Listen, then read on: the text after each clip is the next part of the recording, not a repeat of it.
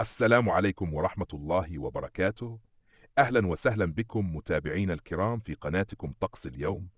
نرحب بكم في هذه النشرة الجوية الخاصة التي سنوافيكم من خلالها بآخر تحديثات نماذج الطقس العالمية، متمنين أن تكون بشائر الخير حاضرة في الأيام القادمة بإذن الله. تشير التوقعات الجوية إلى اقتراب منخفض جوي كبير محمل بالأمطار الغزيرة والرياح العاتية، حيث تشير النماذج إلى احتمالية أن يكون الطقس عاصفا جدا في الأفق البعيد، مما قد يجلب أمطارا وفيرة إلى مناطق واسعة من البلاد.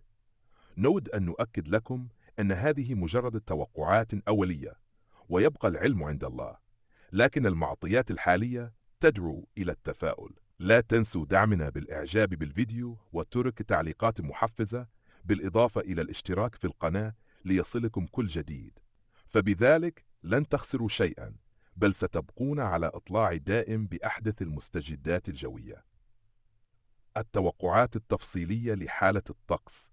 فترة الظهيرة من المتوقع أن تشهد مناطق الصويرة وشمال الأقاليم الجنوبية رياحا قوية. أما بالنسبة للأمطار فمن المحتمل أن تستمر الأجواء غير المستقرة، خصوصا على مناطق الدريوش، الحسيمة، الناظور، تطوان وطنجة، حيث من المتوقع هطول أمطار خفيفة إلى متوسطة. فترة الصباح ليوم الأربعاء تشير آخر التوقعات إلى احتمالية عودة الاستقرار النسبي للأجواء، لكن خلال الأيام القليلة المقبلة من المتوقع أن تشهد البلاد اضطرابات جوية محلية وعاصفة، خاصة مع بداية يوم السبت، حيث ينتظر أن تشمل الأمطار الغزيرة والرياح القوية مناطق طنجة، تطوان، أصيلة وشفشاون. التوقعات خلال الليل: ستستمر الاضطرابات الجوية على مناطق أصيلة، العرائش، لالة ميمونة وسيدي سليمان، مع توقعات لهطول أمطار متفاوتة الغزارة. كذلك مناطق مكناس، الخميسات، الرباط وبن سليمان قد تشهد بعض التساقطات المطرية المتفرقة.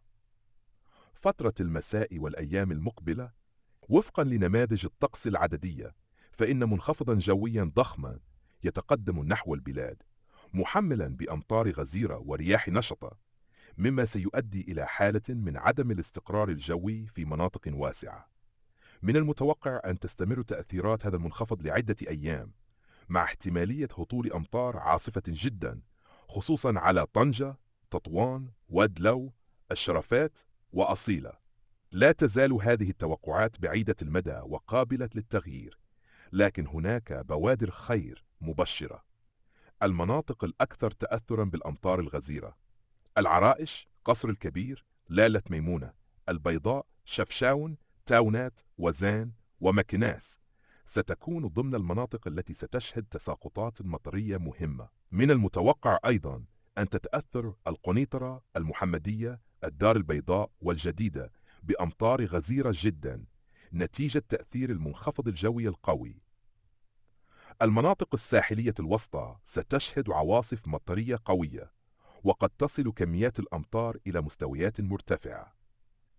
بالنسبة للمناطق الجنوبية والشرقية يتوقع أن تمتد تأثيرات هذا المنخفض نحو أسفي، اليوسفية، سبت كزولة والصويرة، حيث ستكون الأجواء غير مستقرة مع اضطرابات جوية محتملة. في مرتفعات الأطلس وبعض المناطق الجبلية قد نشهد تساقطات ثلجية خفيفة، خاصة في أسول وأغبار.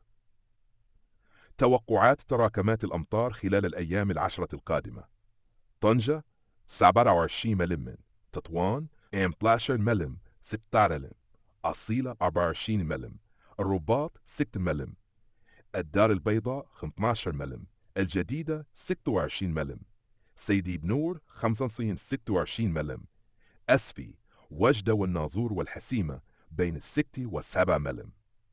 ملاحظة هامة: على الرغم من أن هذه التوقعات لا تزال بعيدة المدى وقد تشهد تغييرات، إلا أن النماذج الجوية الحالية تشير إلى احتمال عودة قوية للاضطرابات الجوية خلال يوم السبت، مع أمطار غزيرة وعواصف رعدية في بعض المناطق.